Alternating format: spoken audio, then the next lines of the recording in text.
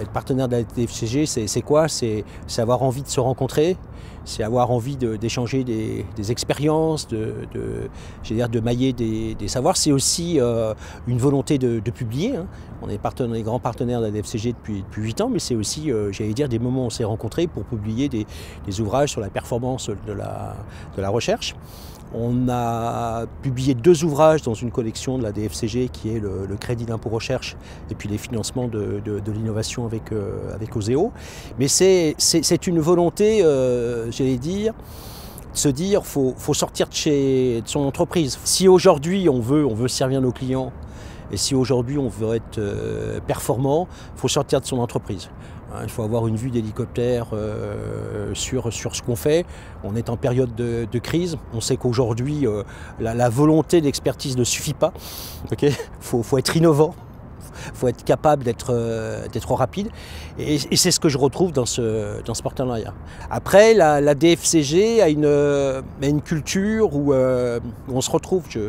J'ai toujours un souvenir ému j'allais dire de l'animateur du début, Georges Matet de la DFCG. Hein. Il a animé la DFCG il y a ça une 50aine d'années. Il nous parle de servir plutôt que se servir. Et il nous parle déjà des maillages de compétences, il nous parle des échanges. Et je trouve que la DFCG a une continuité depuis 50 ans et une véritable actualité de la façon dont ils approchent, j'allais dire, l'évolution d'une profession qui est la profession finance et contrôle de gestion. On est des directeurs financiers qui, sur leur process, j'allais dire, cœur de métier historique, le contrôle de gestion, on a des process qui sont rationalisés, en amélioration continue. Aujourd'hui, ça ne suffit pas pour être directeur financier, homme des chiffres, de rester sur ce process. Il n'est pas inhabituel de voir des directeurs financiers qui travaillent sur la mise en place de process de pilotage de la performance. Ça, par contre, c'est quelque chose qui est nouveau.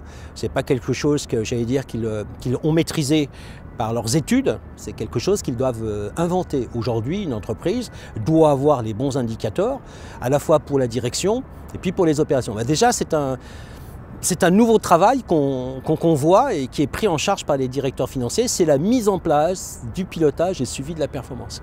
Et aujourd'hui, les directions financières ne se contentent pas de rester dans leur entreprise. Hein. Quand on les rencontre le soir, ce n'est pas seulement entre hommes du chiffre ou des finances, hein. C'est dans leur filière métier. On les rencontre dans des réunions où on parle de la gestion des connaissances de l'entreprise.